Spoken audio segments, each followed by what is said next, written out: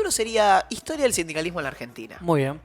A ver, para hablar del movimiento obrero en la República Argentina tenemos que remontarnos a fines del siglo XIX y principios del siglo XX. Los primeros sindicatos que surgen en la República Argentina son de influencia principalmente anarquista y posteriormente socialista. La principal diferencia versaba en el modus operandi.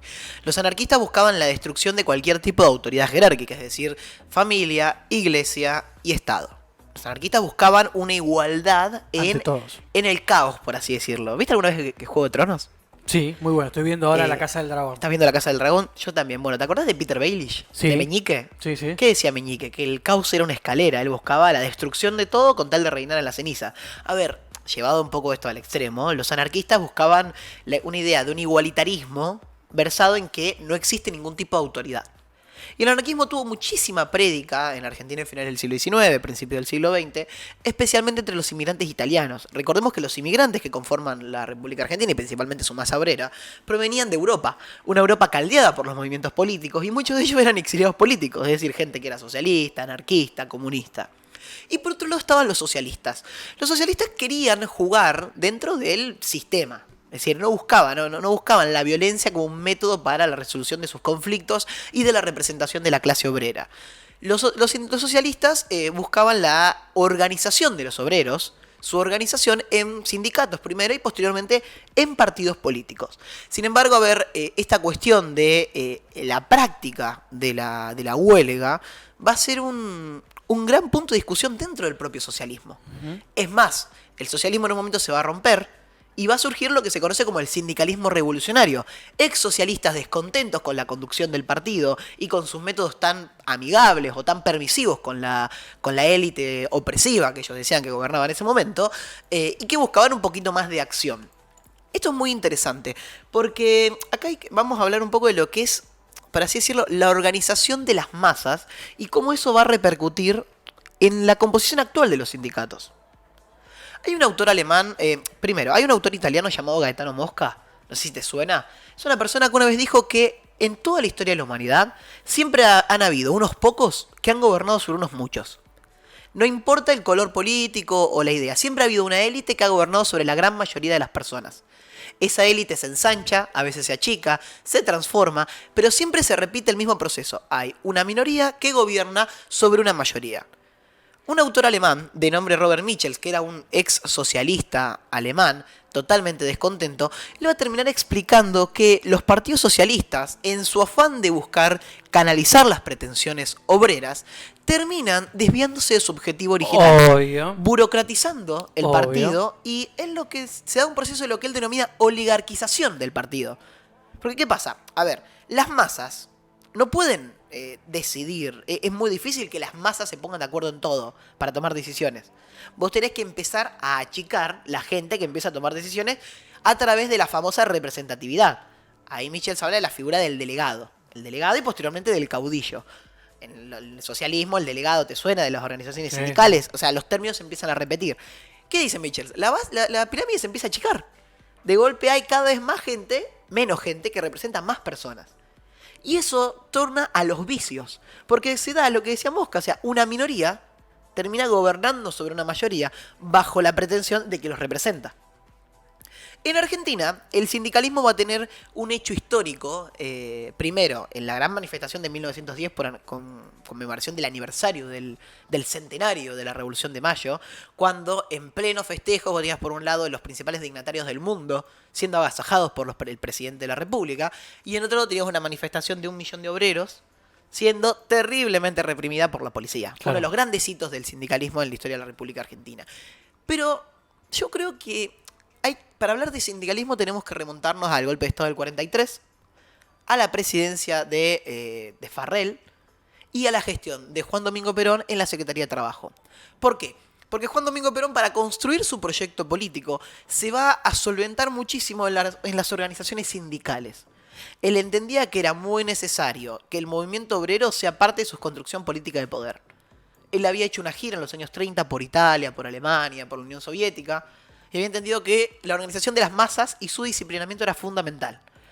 Aunque claramente, a diferencia de los regímenes autoritarios, él buscaba un disciplinamiento mediante su fuerte carisma personal y mediante una lealtad hacia él. No hacia el sindicato, no hacia el gobierno, sino hacia su figura. Bien. A través de la Secretaría de Trabajo, resolviendo un montón de disputas entre los sindicatos y las empresas, fallando generalmente siempre a favor de los sindicatos, se va ganando esa lealtad. Acá es cuando se van componiendo las famosas 52 organizaciones.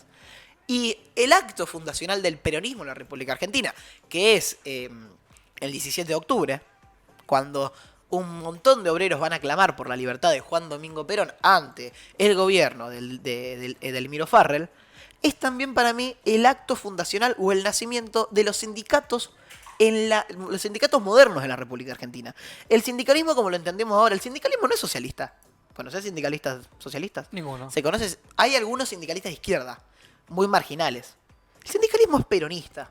Y en Argentina, la historia de los representantes de, supuestamente, el movimiento obrero, tiene una intrínseca relación con un partido político. Entonces, yo me planteo la siguiente pregunta. ¿Qué tan válida es esa representación cuando quien dice ser la voz de todos los trabajadores tiene una relación política tan estrecha? No todos los trabajadores son peronistas. No. Especialmente ahora que se vive esta gran crisis en torno a la representación política. Y acá se ha dado un problema. Los sindicatos siempre han sido un actor de peso en la política argentina. Fueron la sustentación política de Juan Domingo Perón. Cuando Perón es derrocado, conforman la resistencia. El núcleo que hace permanecer viva esa llama peronista son los sindicatos, son los delegados. Esa es la resistencia peronista. Cuando Perón vuelve, sustentan una parte de su base de poder. Y posteriormente, cuando la democracia retorna, siguen siendo un gran condicionante de los distintos gobiernos que van transcurriendo.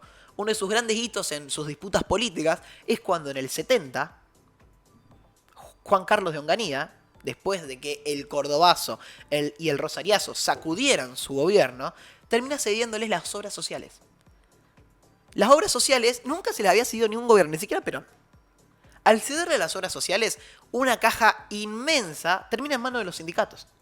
Inmensa, vos sabés lo que es. Los aportes de todos los trabajadores terminaron en manos de los sindicalistas. Y ahí es cuando empieza la nueva construcción de poder del sindicalismo argentino. Estamos hablando de no solo las obras sociales, estamos hablando de medios de comunicación, estamos hablando de universidades, estamos hablando de hoteles, estamos hablando de un montón de propiedades en un entrejido económico que termina perteneciendo al sindicalismo argentino. A ver, las obras sociales tienen un impacto muy fuerte en la salud de la República Argentina. Entre 5 y 15 millones de argentinos se atienden en los hospitales o en los sanatorios privados dependientes de las obras sociales. Entonces vos tenés ahí que tienen, por así decirlo, una gran importancia en la salud. ¿Y qué pasa? Mucho dinero y la perpetuación de las mismas personas en el poder genera que aparezcan los vicios. Hay sindicalistas que el promedio de un sindicalista al frente de un sindicato son 30, 35 años. Y va para arriba. Tenemos el caso, por ejemplo, de Ramón Balsani. ¿Sabe quién es Ramón Balsani?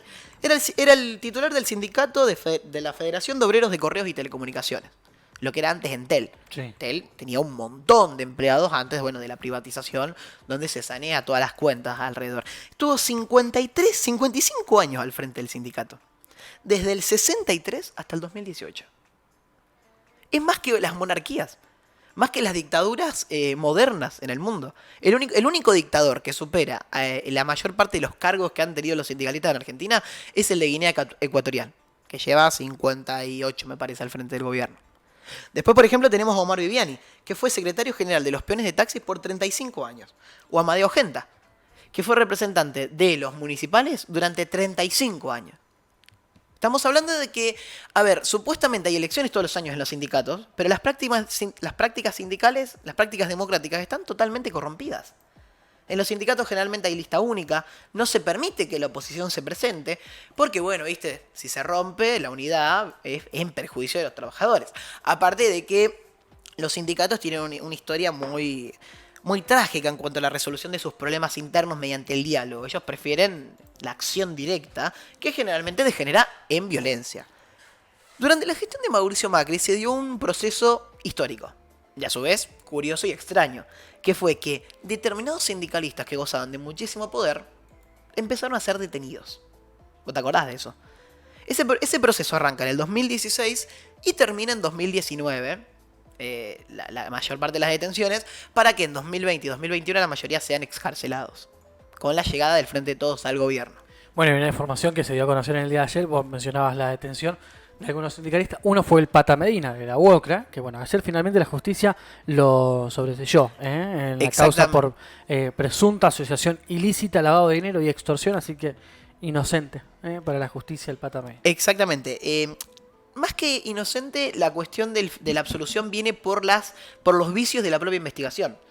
¿Te acordás que salió a la luz toda esta cuestión de la Gestapo sindical, de cómo el ministro de Trabajo bonaerense, con funcionarios de la AFI, habrían trabajado para que la justicia encarcelara a determinados sindicalistas en particular? Uno de ellos fue el Pata Medina, que era el histórico representante de la UOCRA en La Plata. Y bueno, hace exactamente el día de ayer, un juez dictó su absolución completa y pidió que se investigue al juez que lo encarceló, por esta cuestión de que parece que no habría hecho su trabajo de la manera imparcial como corresponde. Bueno, entre estos sindicalistas, por ejemplo, teníamos a Omar Caballo Suárez. ¿Quién era Omar Caballo Suárez? Era el ex secretario del Sindicato de Obreros Marítimos. Yo solamente les quiero contar un poco qué es lo que encontraron cuando él lo fueron a detener. Está acusado de que una empresa fantasma que él tenía, una contratista del sindicato, habría realizado operaciones bancarias en ese tiempo, estamos hablando año 2016, por unos 13 millones de pesos. Es decir, una contratista de catering, una empresa de catering, habría realizado operaciones financieras con autorización del Banco Nación. Sí. Como que no me dan los números, ¿no? ¿Viste? Una empresa de catering hace operaciones financieras de muchísimo mayor volumen y por eso lo empezaron a investigar. Y cuando se empezaron a fijar qué bienes tenía a su nombre, se dieron cuenta que tenía autos de alta gama, un cuatriciclo Yamaha, tenía también una casa que valía $130.000 y un barco llamado Numancia. Mira vos. Por otro lado, tenemos al secretario general de los recolectores de basura, que era Mauricio Sailén, al cual lo acusaron de fraude y lavado de activos. Y hay una lista recontra interminable esa, ¿eh? Para ir. Esa casa que se está viendo ahí, por ejemplo, es la mansión que tenía en Piriápolis el ex representante de los trabajadores de la educación, llamado Marcelo Balcedo. A Balcedo le secuestraron autos de alta gama, le secuestraron un zoológico privado que tenía en la casa, $3 millones en efectivo, euros, armas, absolutamente de todo. Los sindicalistas en la República Argentina vivían y vivirán como reyes. Muchísimas gracias, Juan Cruz. Coronel, con toda la actualidad, una visión también de la política interesante para ir analizando.